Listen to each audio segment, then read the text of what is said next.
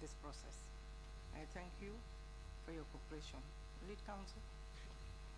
Uh, Good morning, Madam Chairperson, commissioners and members of the audience. May I ask that the witness be ushered into the hearing hall? Thank you.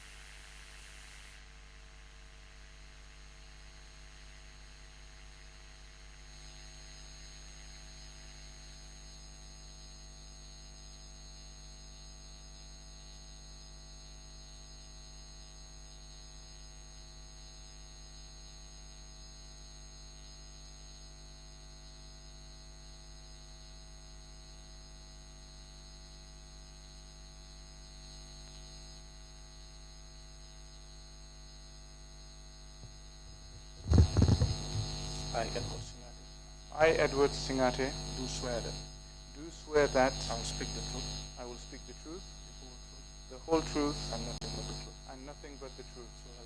So help me God. So help me God. You may be seated, Mr. Singhate.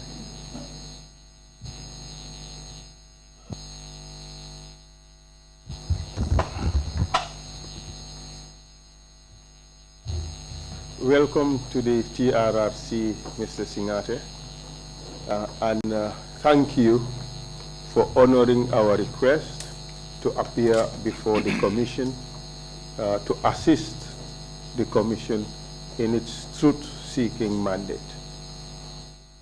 Your role here today would be a dual role. You realize, and of course you are aware, that you have been subpoenaed to appear by reason of the fact that you have been adversely mentioned as someone who participated in committing violations of rights during the Jammeh era. We would also crave your indulgence to assist the Commission in discussing certain facts that would enable the Commission to arrive at the truth as to what happened with regards to those particular incidents, even though you have not been adversely mentioned regarding those incidents. That is just to enable the Commission to establish an impartial historical record of what actually happened. Are you prepared to do that, Mr. Singhate? Absolutely. Great. Before we start, I have certain warnings that I need to give you. You are a lawyer by profession, so you know the drill. It is an offense under the laws of this country to lie under oath. You are aware of that. Answer by indicating yes or no. Yes, sir, I am. Thank you very much. Also, under the laws or the act that establishes the TRRC, it is an offense to provide false information or false testimony to the TRRC. Are you aware of that? Yes, sir. Thank you very much. Let me just give you an outline of the issues I would wish us to discuss in your testimony. You don't necessarily have to write these things down. I would guide you in your testimony and would lead you into the topics as we progress. The first thing I would wish us to discuss is your biographical information. We need to know who is this Mr. Edward Singhate that is before us. You have an interesting background. We would wish to know who you are, all the positions you have held so far and so forth. I know it's a very, very long biographical information, so we would endeavor to summarize and just go through things quickly. Then to the main substance, we want to talk about the planning for the July 22nd coup d'etat. What were the conditions that made the military feel that they needed to carry out a coup d'etat, even though they were all aware that this was an illegal venture? Then we would want to discuss how the coup d'etat was actually carried out. We have heard interesting theories as to what or may not have happened. But principally, we want to know what were the institutional failures that made the coup d'etat possible. Also, individuals have appeared here and roles or have been attributed to particular individuals. We want to know what is the truth about that. Then we want to talk about the arrest, excuse me, the arrests and detention, be it lawful or unlawful, of security officers soon after the launch of the coup, the arrest and detention of politicians, including their torture at Mile 2 prison. We would also want to talk about the torture of security detainees. That's what's called the Night of Torture of 6 September. We would also want to talk about November 11, whether it was a coup or a coup in the planning. We want to talk about the execution of soldiers on the eve of Remembrance Day. We would want to talk about the arrest or unlawful arrest, as it were, of Sana Sabali and Sadibu Haidara, and the fabrication of evidence leading to their incarceration, or Sana Sabali's incarceration for 9 years. We would want to talk about the execution or the assassination of Honorable Usman Korosise, the then Minister of Finance. We would want to talk about the arrest and detention and, of course, torture of civilians who were alleged to have been demonstrating near the American embassy. And we would also want to talk about the attack on the UDP supporters at Denton Bridge. It's a long list of issues. Yes, sir, I understand. So it is unlikely that we would finish today. So we would push and try to finish tomorrow. So November 11 obviously would take a bit of time. We would want to go through that extensively. So that is the outline of what we would wish to talk about. Are you ready to begin? Yes, sir, I am. Kindly give us your full names, please. My name is Edward David Singhateh. Date of birth? 8th of August 1968. Where were you born? United Kingdom. Mr. Singhateh, allow for 3 seconds. Okay. Between our speeches. That way our speeches would not overlap. That would also assist the interpreters. And be able to interpret that in the local language. You were born in the United Kingdom. Where in the United Kingdom? Melton Mowbray, Leicestershire. And in which part of the United Kingdom? England, Ireland, Wales? England. Thank you. And where did you go to school? I started school in St. Francis Primary School, United Kingdom, and then my father relocated back to the Gambia with the whole family, and I started at Bakau Primary School in the 70s. From there, I proceeded to St. Augustine's High School, and after my O-levels, I went to the Gambia High School for my advanced levels. Perfect. I have looked at your statement, and a Mr. Seni Sise was your headmaster at Bakau Primary School. Is that right? That is correct. Wonderful. Good. So, what did you do after you finished A-levels? After my A-levels, I briefly worked for the Gambia Civil Aviation Authority I started, think end of 1989, beginning 1990. And should I proceed on my profile, or do you want to Yes, yes. intermittently ask? Let's Okay. first establish the profile, and then we delve into the other things. Okay. No, I mean, should I proceed with my own profile? Yes. From please. here? Yes. Okay. So from 1990 to 1991, I worked as an electronic technician at the Gambia Civil Aviation Authority. 1991, January, I joined the Gambia National Army.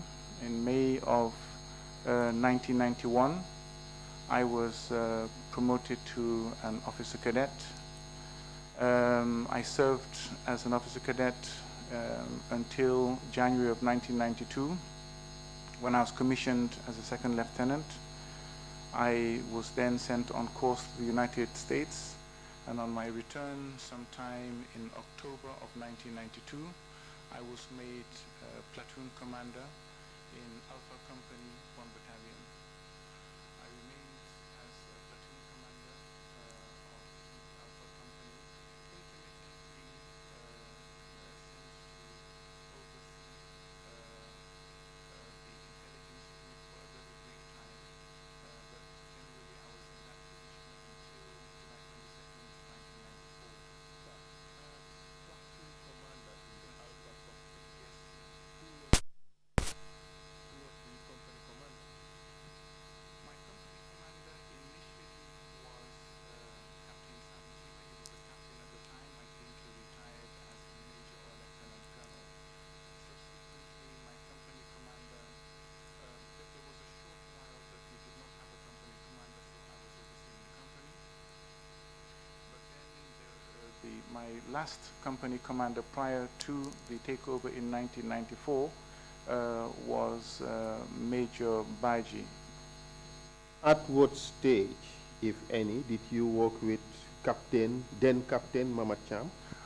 Captain Mama Cham, I was posted to Echo Company as an officer cadet. I was at the training school, and to get a little bit of experience in leadership prior to going to the United States on training, we were sent to Echo Company. We were attached to Echo Company, and the company commander was Mama Cham at the time. Perfect. Could you proceed with your description of your profile, your biography? Yes, sir. From July 22nd, 1994 to sometime in February, March 1995, I served as Minister of Defense. After the arrest and detention of Captain Sana Sabali, who was then the Vice Chairman of the Armed Forces Provisional Ruling Council, I became Vice Chairman of the Armed Forces Provisional Ruling Council and Minister of Defense.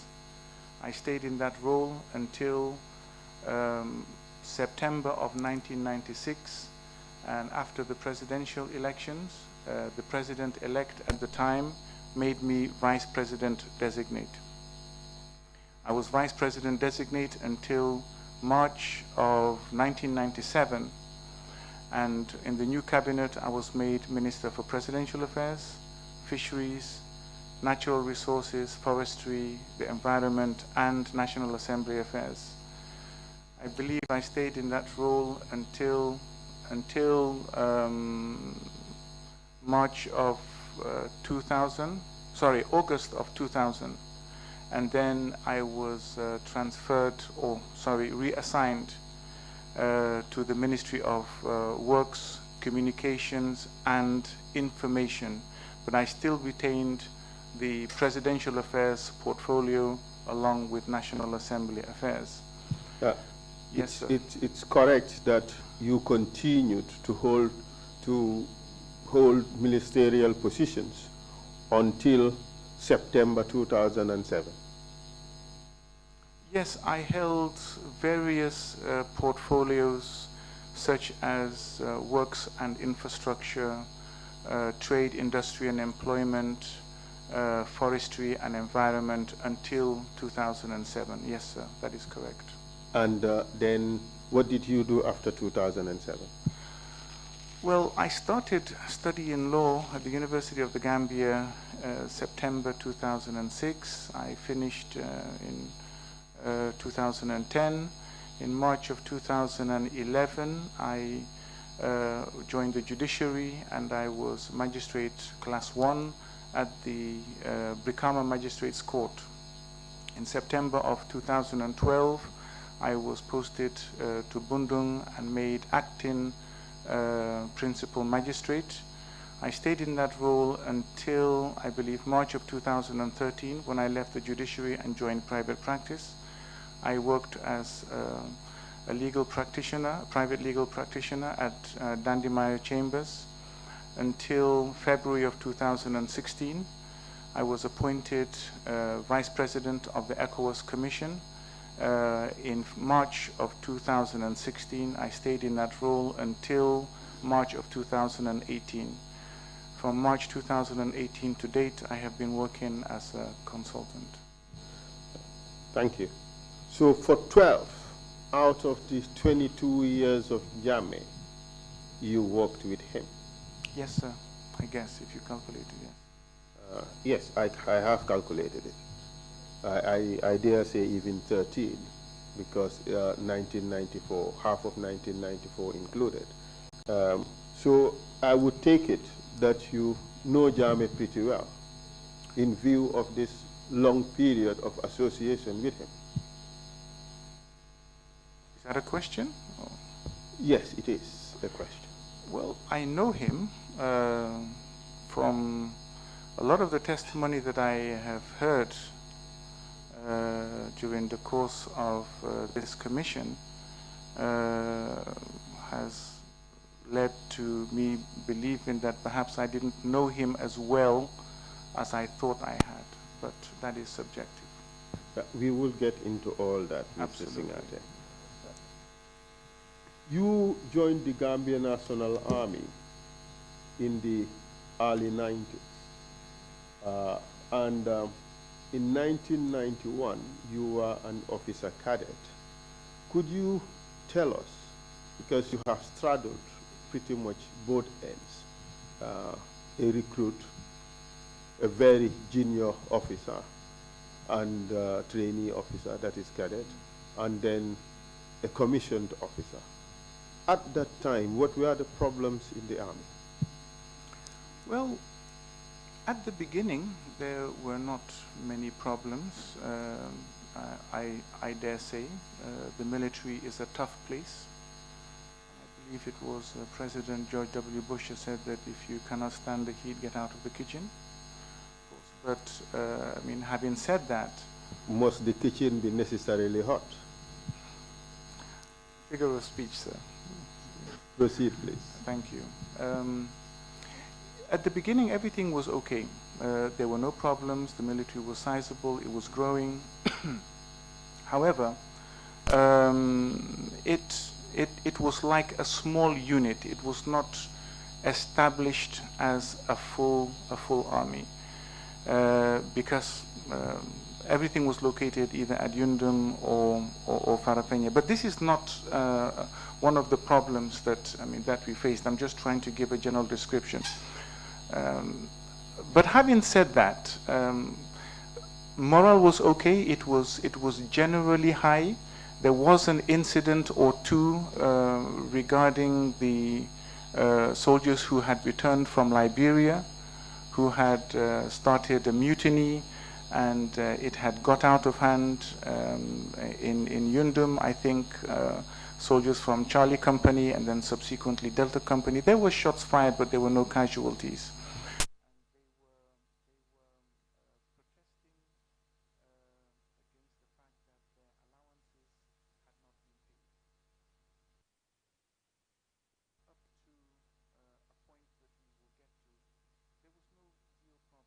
to conduct a mutiny.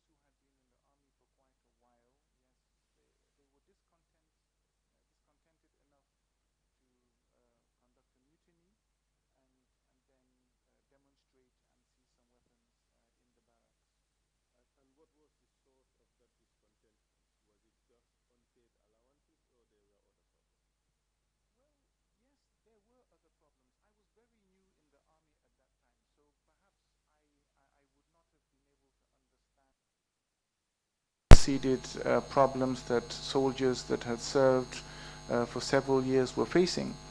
But talking, of course, to some of them, they were complaining about arbitrary dismissals. You know, summary justice in the army can be very brutal. You can be charged for a minor offense, a minor infringement, maybe insubordination. You will be marched to the adjutant, and he can dismiss you. It's his prerogative. So yes, definitely there must have been major discontent for them to go to the extent of conducting a mutiny. But you are not aware of the sources of that discontent?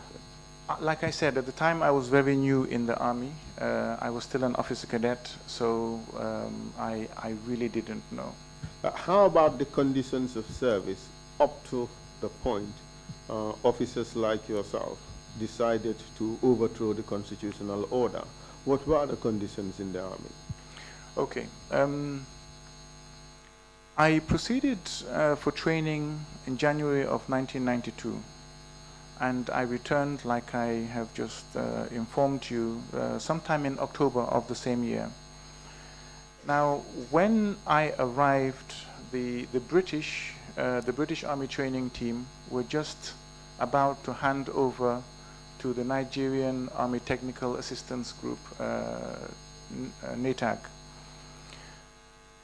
There was a lot of confusion. We didn't know the reasons why that was happening. They weren't advanced to us. It was a political decision, but which was accepted, and we just followed orders. Subsequent to that, there was a discontent. Morale started to dwindle. There were no recruitments, and subsequent batches that had finished their term were leaving, and so the workload increased, and they were not. The Nigerians were not recruiting. I'm not sure whether it was a finance issue or whether it was a policy issue, but that was a problem. The same summary dismissals became even worse because, of course, you see, the Nigerian army is a very big army, very regimented. Gambian culture had seeped into our ranks, and so. What do you mean by that? Gambian culture has seeped into our ranks. Could you be more specific? Okay, I can, but now you are interceding and then cutting my flow. But let me explain that. Please do expect that, because it is my responsibility to lead as you long in as you evidence. take note and then allow me to come back to my trend of explanation. Otherwise, those who are following it would not fully understand where I was trying to get to. But I determine okay. what is relevant for the purposes of the hearing, and therefore, if need be, I would just cut you off. Absolutely. Politely, and make sure that we put it things on the right track, at least, because there is so much to say. Otherwise, we would spend a lot of time talking about things that may not necessarily be helpful, at least in our view. So kindly proceed, please. We want to know what were those Gambian cultures that seeped into the ranks. Tribalism, for instance. The officer corps was fragmented. You had the Mandinkas, and then you had the few Wolofs.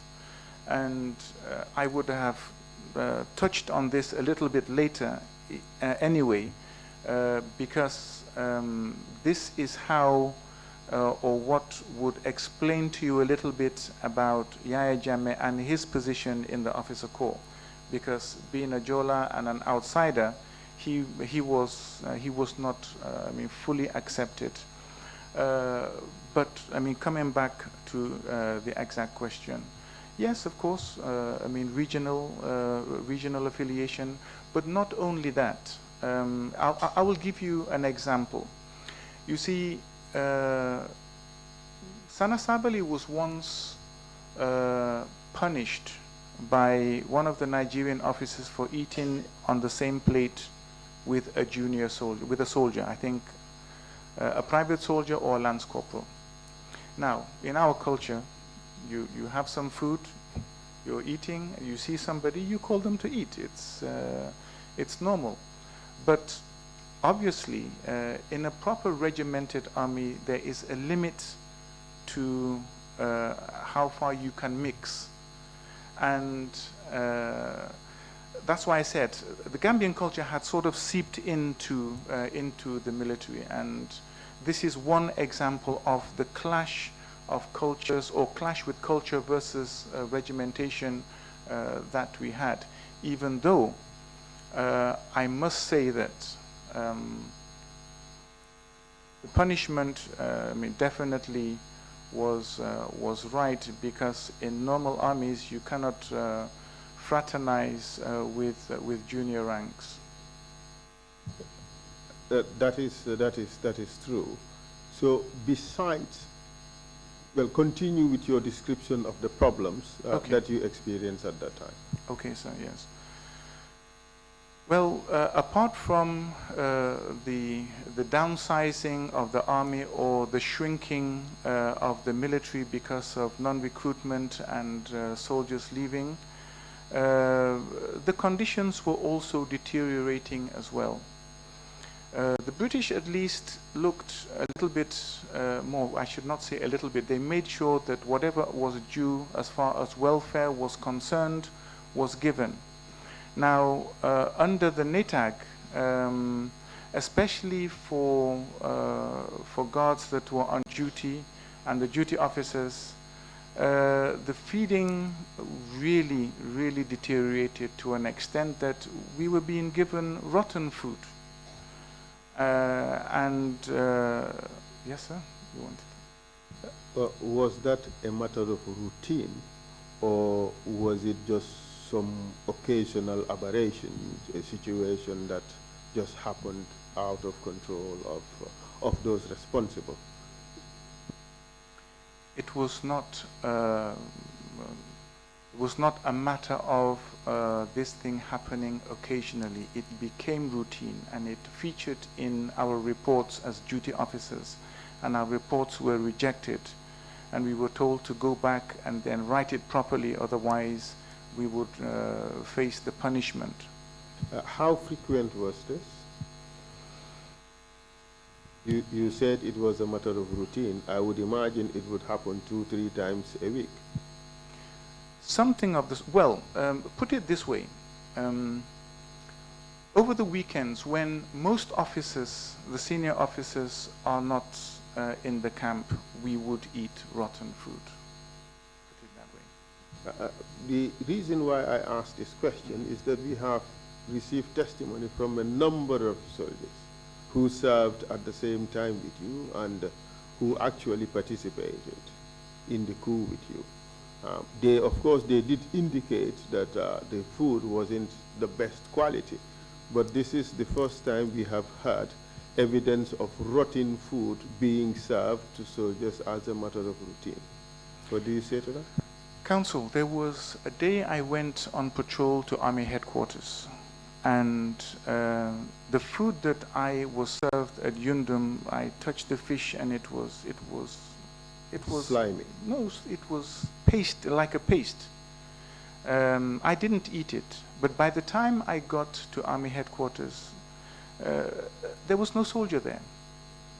And I was worried because the gates were open and I thought that perhaps something was happening. Where are the guards? So I stayed there. I didn't have a radio. There was no means to communicate. I stood on Marina Parade looking left and right and wondering what is going on. But after a few minutes, I saw a soldier come in from the junction just by Atlantic Hotel. And he was dragging his AK-47 and coming down the road. So I waited until he came close and I said, "What is going on?" He said, "Sir, we are all sick." I said, "But what are you doing on the beach?" He said, "We all have diarrhea and there's no toilets at the Army headquarters." So I really didn't know that until that point, that there were no toilet facilities or facilities to, for soldiers to take care of their personal hygiene at the army headquarters, who had to stay there for a week on guard, and that all the time they would go one by one to the beach and then defecate at the beach.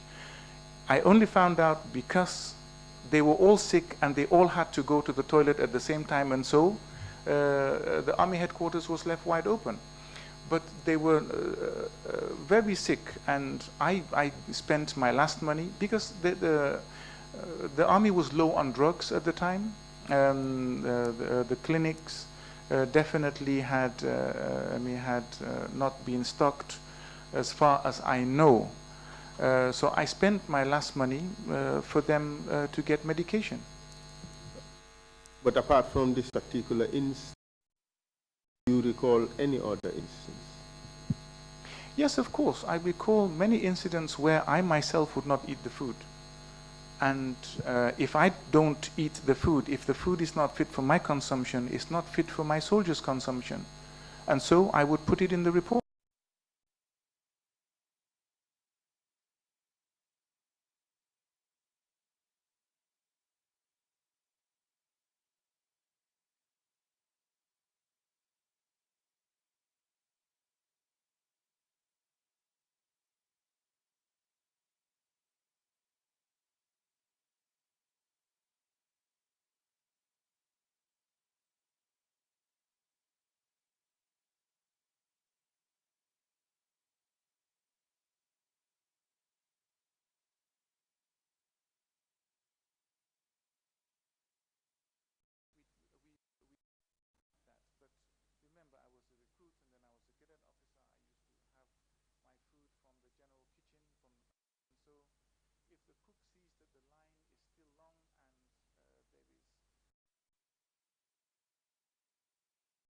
Order somebody to bring a bucket of water and put.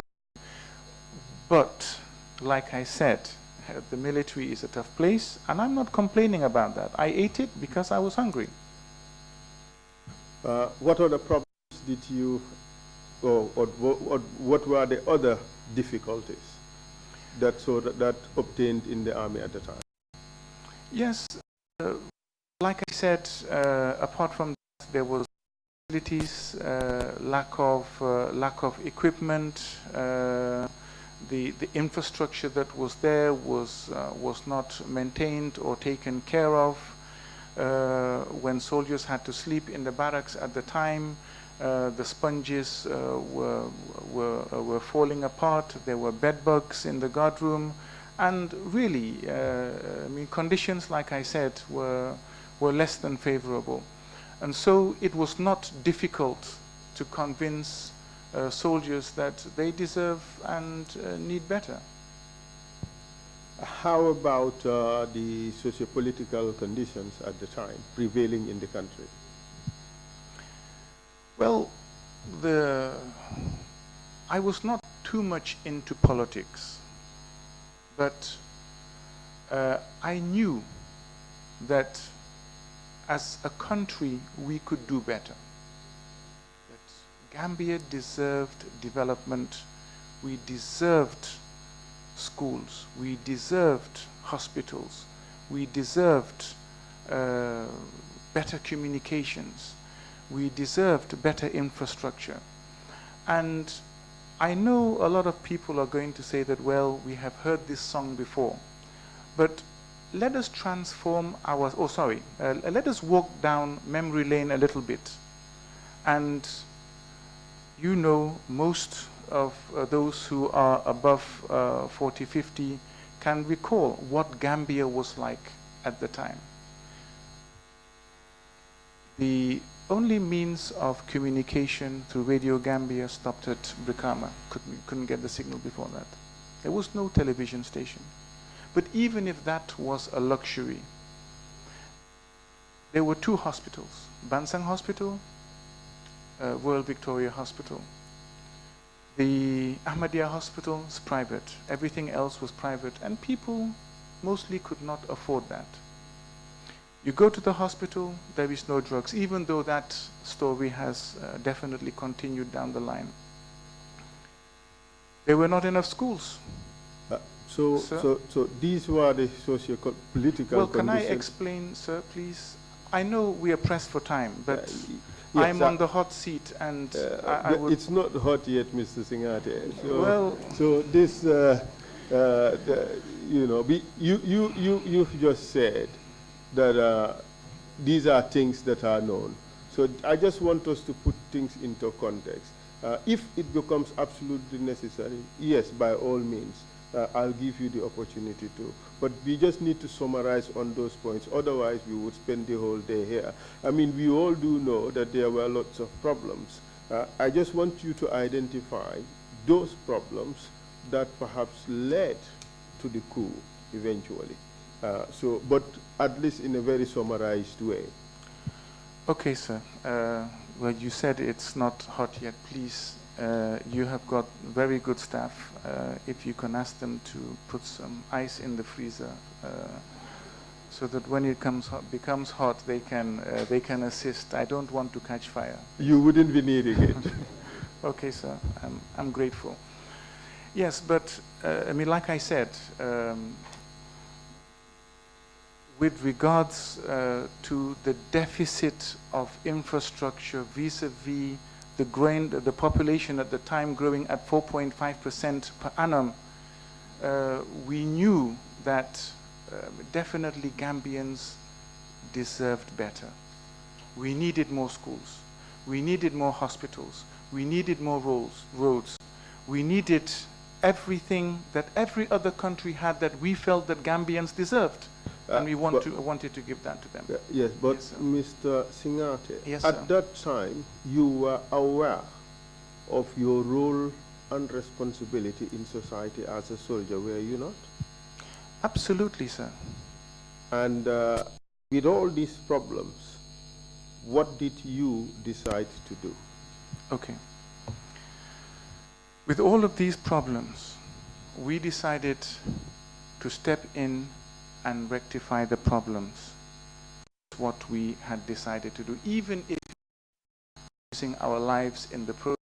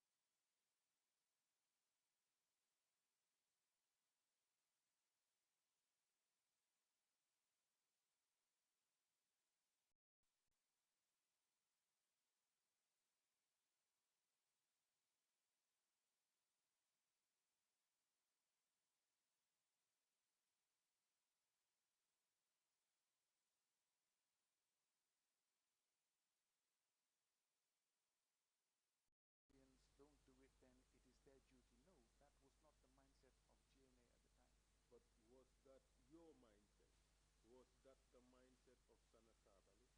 Was that the mindset of Yaya Jammeh? And of course, Sadi Bohaida?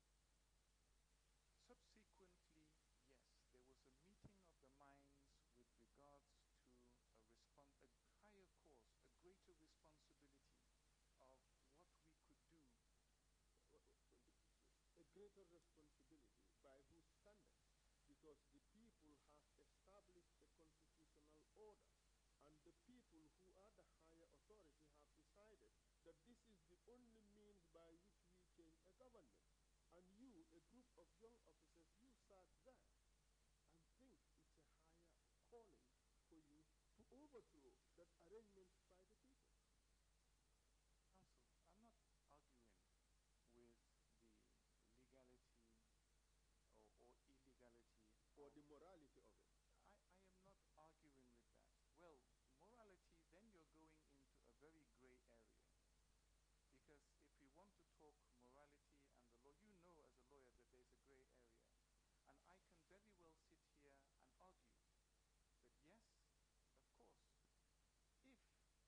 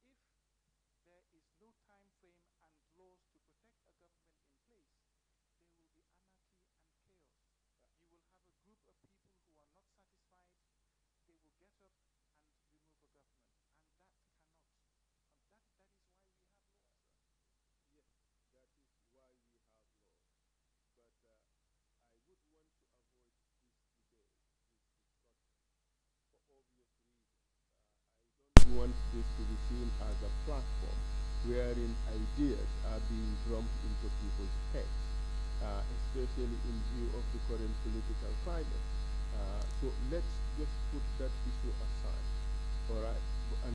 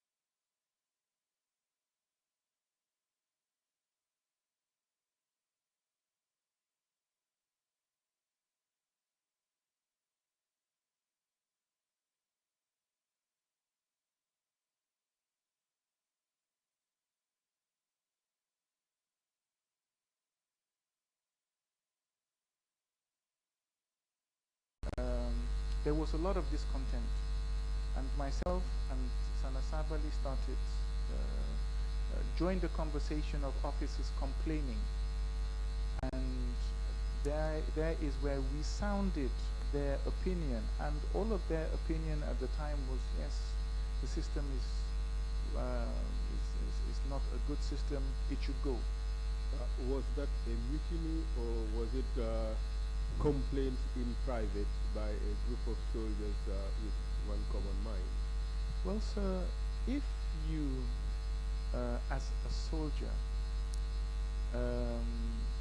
complain to an extent that you agree that a system has to go, I believe if it is not mutiny, they are the seeds of mutiny. Perhaps let's limit it to the seeds of mutiny for okay, now. that is fine. Yes, we've received evidence that the exercise in Kudang was a good success. Well, success, in my professional view as an officer, was not a success. The logistics were not in place. Command and control was a mess. I can say this because I was the commander for the opposing force, the enemy forces, and I could see how much in disarray the exercise was, because the attacks were not properly coordinated. Nothing was properly coordinated. So for me, the lessons that we learned from Kudang, that at that time, the Gambia National Army was not battle ready. And we needed more exercises from section level to platoon level, company level, which had not happened for a long time. What do you say to the suggestion that the Nigerian officers were on top of their game, they knew what they were doing, everything went well? I will tell you one thing. The Nigerian officers that came to the Gambia were definitely knowledgeable. They were very good officers. They knew what they were doing. Whether they practiced that all the time, I don't think so. However, they were definitely good officers because they have, you see, the Nigerian army is a professional army. And in order to rise through the ranks, you really have to be worth your salt. So I cannot fault the standards of the officers who came. What was the problem then? Well, like I said, the Nigerian pecking order is very harsh. Very, very harsh. And I'll give you an example. The current Minister of Defense, Major Fai, is a very good officer, a good friend of mine. He was embarrassed in our presence on more than one occasion. And for us, senior officers should be treated in a particular way. But there was once he was embarrassed severely by Colonel Okoji and another by Colonel Owonebi. And this, you know, I mean, like I said, the Nigerian pecking order is very harsh, and it was difficult for Gambian officers to grasp that. So from what you have said, there was no inefficiency or incompetence on the part of the Nigerian army officers who were deployed to train or manage the Gambia National Army at the time. I would not call it incompetence. Obviously, you can be competent, but then not execute the functions of your duties. What does that mean? I mean, it's either a deliberate effort not to deliver, or one is simply incompetent. So which was it? Perhaps maybe they were just not interested in delivering. I don't know what the terms of the agreement bringing them here was, but I can remember being told that they were supposed to be here to a certain level, bring the army up to a certain level, and then depart. But that training you talked about in Kudang, Yes. Was an exercise organized by the Nigerians, Yes. wasn't it? Yes, it Was it properly executed? Well, in my view, it was not properly executed, no. And who should take responsibility for that? Definitely the commander at the time. Nigeria. Yes. And as a result of that, you were so disgruntled, you thought that the Nigerians should not be leading the army, correct? Well, like that was the general feeling. So therefore, Even though it was not my personal, but generally, yes, in the army, yes, there was that discontent. so the issue of the Nigerians, their presence and leadership in the army contributed to really why the group of officers decided that it was crunch time, it's about time we get rid of this government. Is that the case? It did contribute, but it was not the sole contributing factor. That's why we say it did contribute. Yes, but not in a very major, significant way that all that one could say, no, it's because of the Nigerians. No, it was not. The issue of the Nigerians was not the only reason. We've discussed the other reasons. So at Kudang, you said there was a mutiny. Can you tell us who participated in those discussions, sowing the seeds of a mutiny? Most of the junior officers at the time, I cannot name all, but the few that I can name, which myself and Sana Sabali subsequently brought on board and talked to be part of the process, were Alpha Kinte, Lieutenant Alpha Kinte, and Lieutenant Kante. First name, Lieutenant Kante. It's Alaji Kante. Yes. So kindly tell us about the planning for this school.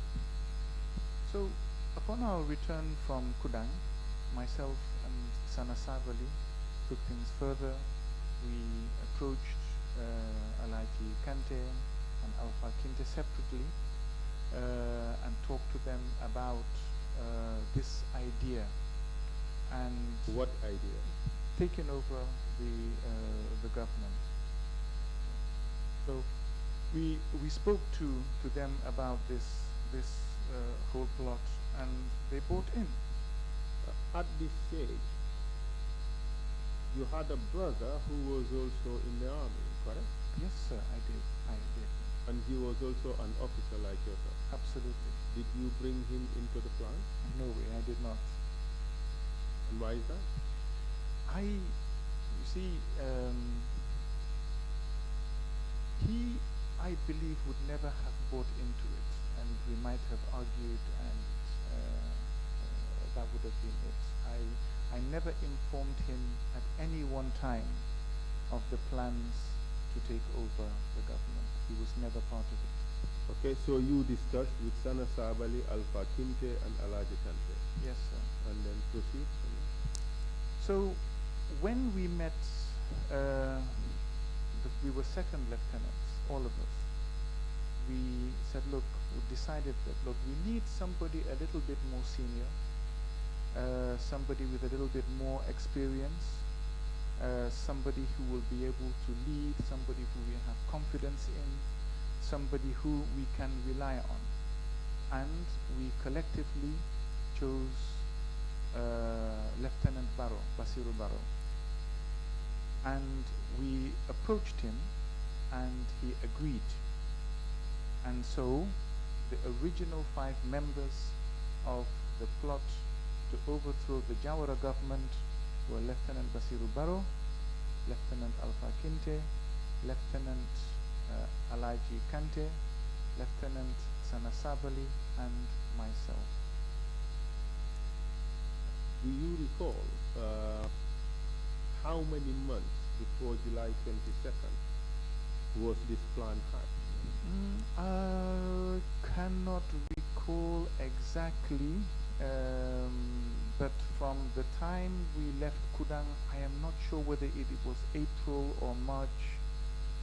It must have been after independence. Well, I could be wrong, but please go back to the records. I don't want to inadvertently mislead the commission. But this group of 5, Yes, sir. the membership later changed. Yes. Can you tell us about that? Well, we once met outside the camp in amongst some lime trees. There were some lime trees somewhere adjacent to Yungdum camp, and we went there. And Does it have a name? no,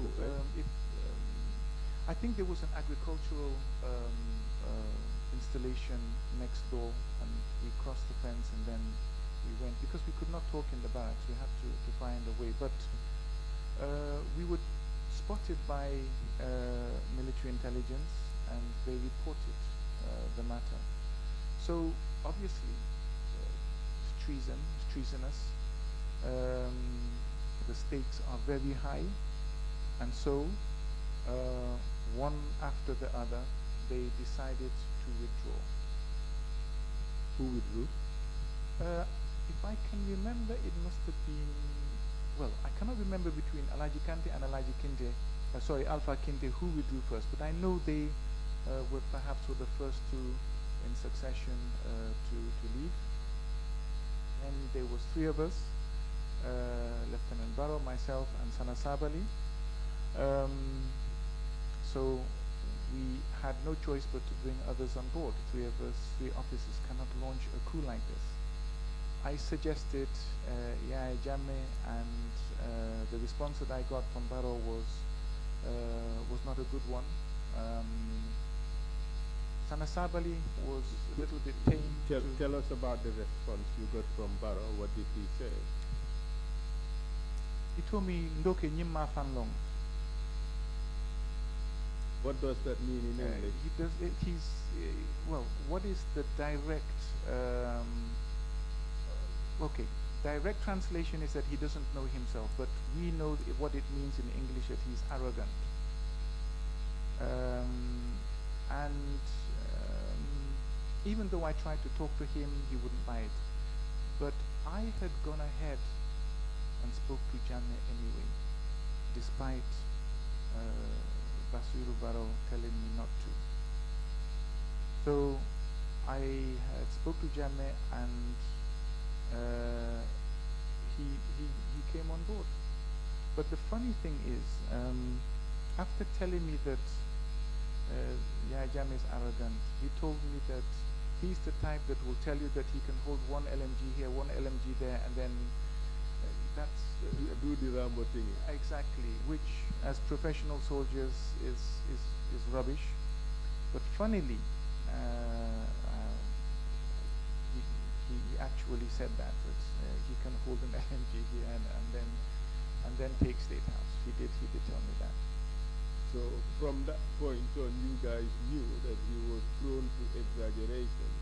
He was prone to saying things that would not cut the grain.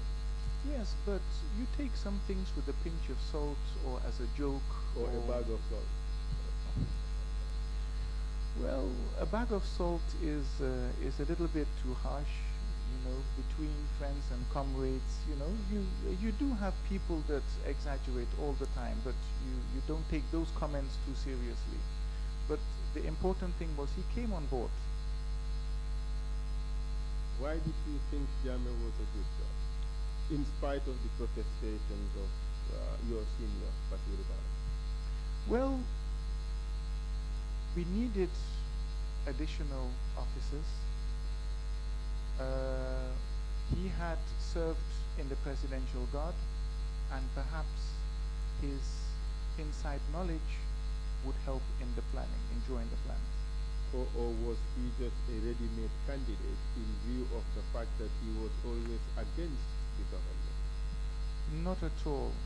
I can explain to you how I came to be acquainted with Jammeh, but it had nothing to do with politics. I had never discussed politics. In fact, at the time that I approached him because we had already built up a relationship, and not because of his views. All right, proceed. So now you've recruited Jammeh, so it's now four of you. Yes. Basiru Barrow, Edward Singhateh, Sana Sabali, and Yaya Jammeh. Yes, sir. Then, after Jammeh had come on board, Basiru Barrow decided to withdraw. Why? Well, like I said, it had leaked, and the tension was building. We were being watched by military intelligence, we knew that. All along, let me also shed light on this second part of it. There was a parallel process also being run. It is not only the recruitment of the officers. What do you mean by a parallel process being run? Yes, sir, that is what I'm trying to explain. 4 or 5 officers alone cannot take over a government without the buy-in of the soldiers. And so I used my position as platoon commander in Alpha Company, and I was the only platoon commander at the time, so I was basically taking care of all of the 3 platoons. Under Major Momodu Baji, I was the subaltern, I was a junior officer, so I would act as platoon commander, even though according to the military hierarchy, if at all the platoon commander is not there, then the platoon sergeant will stand in for the platoon commander. And I was platoon commander for 1st platoon. There was the senior sergeant acting for 2nd platoon, and so on and so forth for the 3rd platoon. But still, as the officer, I was the one who was giving guidance. And I had developed a relationship with my troops. This relationship was built with confidence. I would make sure that I look after the welfare of my soldiers. I would counsel them. I would be concerned about their welfare. And for example, you have a good soldier who, for some reason, doesn't turn up for duty. Now, rather than charge him with an offense for being absent from place of duty, I will counsel him and find out what is happening at home. Essentially, you develop a relationship with your troops, Yes. and they trusted you. Yes, absolutely. And proceed from there. So what I did was I slowly got buy-in of a few, and then extended it and extended it and extended it until generally I got the buy-in of Alpha Company. And I was the only officer amongst us that was in command of soldiers at the time. Sanasabali was in charge of support weapons. He had no weapons. He had no troops. He had no office. He was a refugee in the camp. He was just roaming around until he was given a small place somewhere. So I used that connection with my connection with the troops to get them on board, and that is why I said there was a parallel process. So whilst the officers were preparing themselves, I was preparing the troops at the same time. Even though when Sanasabali was a duty officer, he would talk to the soldiers on duty at the time, but you just cannot stand in front of a parade and tell them, look, we are going to overthrow a government who is in. No, you cannot do that. I mean, there's a way that you have to slowly inculcate your thinking into the troops' thinking and then get their buy-in. So apart from getting Alpha Company soldiers to support your cause, did you get any other officers? Officers or soldiers? Did you get additional officers? Additional officers, after Basiru withdrew, there was 3 of us again. Myself, Sanasabali, and now Lieutenant Jammeh. And we agreed that, look, really, we cannot launch a coup with just the 3 of us. We need officers to be in command of the troops, to lead them into battle if need be. So we decided at that time to recruit Sadi Buhaidra. But excuse me, let me come back. I've forgotten one point when you talk about officers. Yankuba Toure was posted to Farafenni, but intermittently he would come down to Banjul to collect the pay for soldiers who were receiving their salaries over the pay table. And this was even before Yaya Jammeh came in. When he passed by Yundum once, and I called him aside and I spoke to him. And I told him that this is what is happening. And I know for a fact that if whatever we launch from Banjul, well, before I went into that, I got his buy-in once he agreed to be part of it. I told him that, look, his role would be not only to bring soldiers on board from Farafenni, but if he could not do that, was because I know for a fact that if we launch from Banjul, there would be a counter-attack from Farafenni, that he should make sure that he stalls or stops that attack. And that is how Yankuba Toure came on board. So he was an original member of it? The original 5, like I said, but he was brought on board subsequently, but that was his only role. And because he was not at Yundum or in the combos at the time, he did not play an active role in the takeover of the July 22nd itself. In fact, he came down to Banjul a couple of days later because we had stopped the ferries from crossing. They could not cross. But he is one of those who originally agreed to Yes, he was, sir. participating in it. Yes, Yeah. sir. He So was. now you have 4 of you. Yes. Proceed.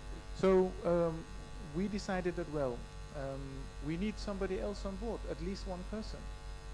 And we looked at the possibility of bringing Sadu Buhaidra on board. But we agreed that we would not give him the full details of the plan. What we would do was tell him that this is going to happen if we are arrested or something happens, because it had leaked and, excuse me, it had leaked, and there's a possibility that before the day itself we would have been detained. Then he should lead the troops to come and free us, and we continue the takeover from there. So that was Sadi Buhaidra's role. Now, with regards to other officers, I cannot recall whether it was myself and Sana or myself and Yaya Jammeh. We decided to sound the opinion of Major Conte, Major Abdoulaye Conte. Major Abdoulaye Conte is a good senior officer, professional. He knows his stuff, tactically minded. He's a good professional, all-round officer. So we just approached him and spoke to him around the football field in Yundum when we were overlooking a parade. And we didn't tell him exactly what was happening, but we asked him of his opinion about what was prevailing in the country, whether anything better could be done, and what was the possibility of the military stepping in. He agreed that, first of all, that truly the government was not doing well, that they could do much better, that the Gambian people had been left behind, and something should be done.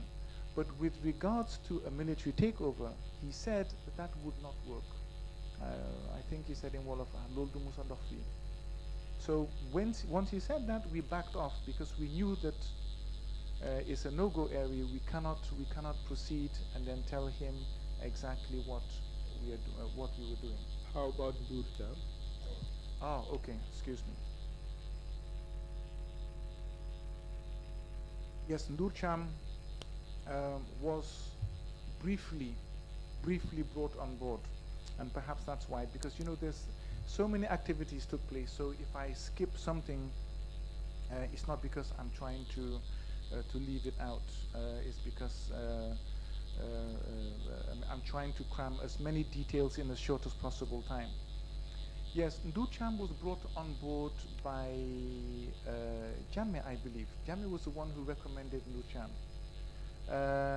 And briefly he came on board, he attended 1 or 2 meetings, and he was always panicking. I'll give you an example. When we had a meeting in Jammeh's house, I think, first of all, he came very improperly dressed. And then his T-shirt was inside out. When he was going out, he had his slippers on the wrong feet. He was just not himself.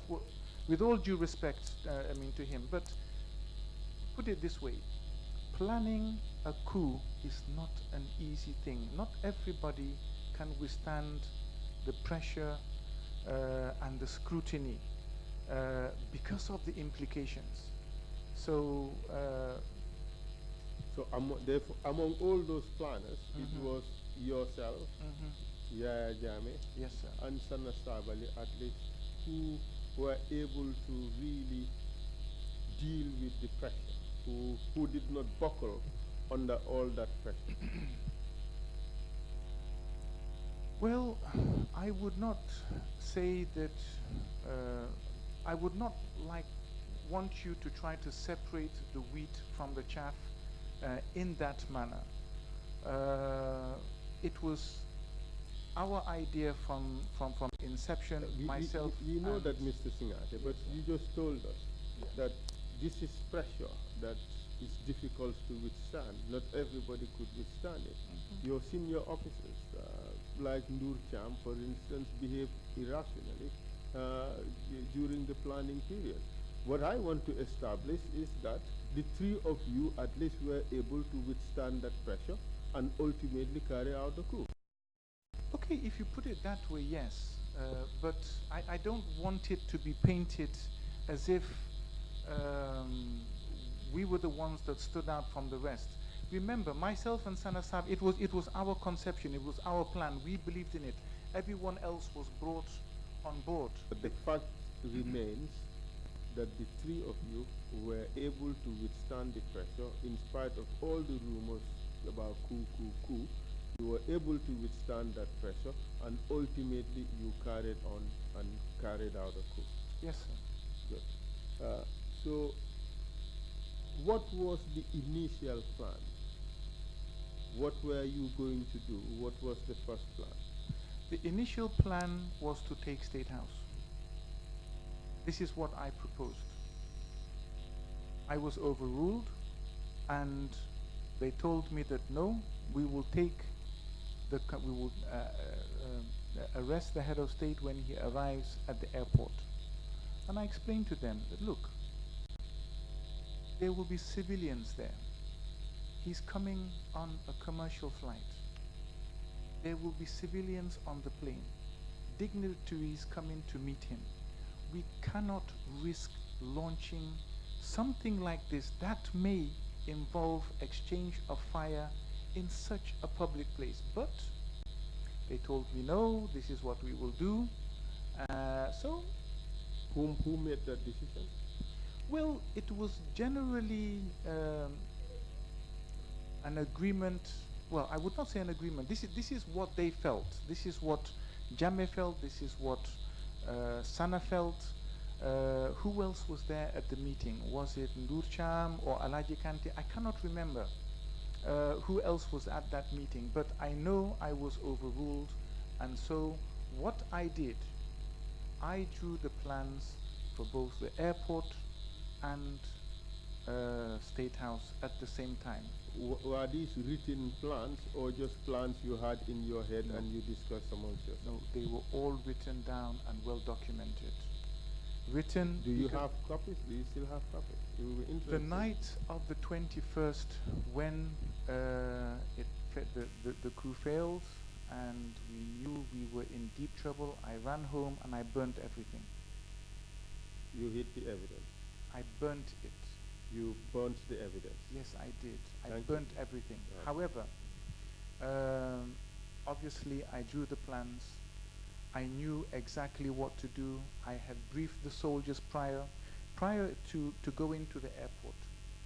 All of those soldiers within the Guard of Honor that we needed to, in fact, the plan was that when the president goes between the Guard of Honor, but should I be saying this in public? Well, I think... should I be saying some of these things in public? I think... But yes, but the only exception is national security information. But I'm not sure whether this qualifies. But well, you know, you made a decision about 40 minutes ago not to go into the discussion of a certain thing because of the prevailing circumstances in the country. I also do not want to give ideas to somebody who might say, well, this man said it, and then fair enough. Fair enough. If you think it gives ideas to others as to how to stage a coup, perhaps maybe we could skip that. But your idea was that at the airport the president would be arrested. Yes. And why didn't that happen? Okay. Like I said, sorry. Yes. You're confirmed. No, please proceed. Like I said, I will skip the details of it, and I will be available for whatever details you want. No, please, by all means. Go ahead. But generally, it was for the airport. But I can explain exactly what plans, how I drew up the plans for State House. But that one failed. Now, the plan... Why did it fail? Yes, I'm coming to that. Not only had it leaked, and that we were searched before we went on parade, Jammeh was disarmed, Sana Sabali was supposed to bring ammunition to the airport because we didn't have any ammunition. And upon his arrival and distribution of the ammunition, which should have coincided with the plane parking at the, on the apron, then we would have launched. But because we did not have the tools to implement, we could not. That is why it failed. But we received evidence that after the airport, soldiers went back to barracks. There was talk about it among the soldiers. Even the Nigerians were aware that a coup was in the making. Yes, that, like I said, it had leaked. In fact, I was a member of the Color Party. The Color Party, those that hold... What is Color Party yes, for those of us? yes. Those that hold the national colors, the flags, the national colors, and the battalion colors. You understand? Yes, I do. Yes. So when we went to receive the colors from the battalion commander's office, there was Colonel Okoji from Army Headquarters seated in the battalion commander's office, along with Captain Biran Sen, who was in charge of military intelligence. So they are never there when we go to retrieve the colors from the battalion commander's office. Prior to that, I So think... you're suggesting, therefore, that they must have known something was happening? Of course they knew. I mean, we knew that they knew. In fact, prior to that, a couple of soldiers were arrested and taken to the then NSS, defunct NIA. And I cannot remember exactly who and who they were, but they were interrogated on what was happening in Yundum. So obviously it had leaked, it was rife. Soldiers were talking about it in the camp. Yes. Just one last point before we go on our first break. Yes, We've sir. received testimony from a soldier who said he was there and he had Yaya Jammeh walk into Colonel Akoji's office. No, not Colonel Akoji, the commanding officer at Yundum Barracks at the time. Colonel Audu. Yes, and he told him that everything has failed. And the guy told him, but the president is going home at State House. It's not true. No. And I will tell you why. Yeah, Jammeh was at the airport. Obviously, the president leaves before anybody leaves. When he came and inspected the guard of honor, he left. And so Jammeh could not at that time have been in Yundum Barracks to tell Colonel Audu that it had failed. No, maybe I mischaracterized it a bit, or maybe Yes. I was misunderstood. So after all the soldiers have left Yundum Barracks, sorry, the airport, and returned to Yundum Barracks, Yaya Jammeh walked into this colonel's office and told him, well, everything has failed. And the Nigerian officer responded that, but it hasn't failed. This man, the president, is going home to State House. Not true. That is not true at all. First of all, you don't just walk into the battalion commander's office. Secondly, Yaya Jammeh and this particular Colonel Audu, were like cat and mouse. They did not see eye to eye. Would you say Yes. that the Nigerian officers were aware that a coup was in the making and they just gave it a blind eye? No, I would not say that. You see, in order for you to take drastic measures, you need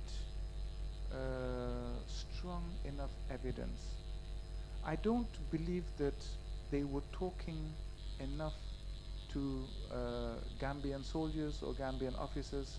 There was that divide, and also which brought a little bit of discontent. So we worked freely under their nose, perhaps to their knowledge, but there was nothing that they could have done.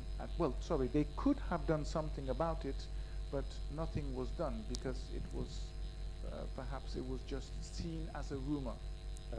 Well, Nigeria is known to have had the most schools in West Africa, and the Nigerian officers obviously are used to coup d'etat.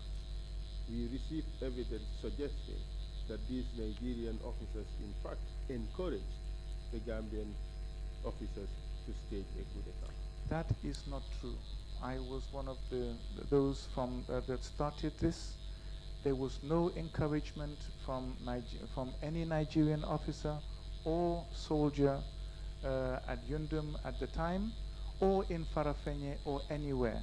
But did they give a blind eye to what was obvious in the camp at the time? No, I don't believe that they gave a blind eye. Thank you very much. This is a good point to stop, and we come back after the time the chair would direct. Thank you, lead counsel. Thank you, witness. We come back at 5 minutes after 12. Is that okay? That's fine.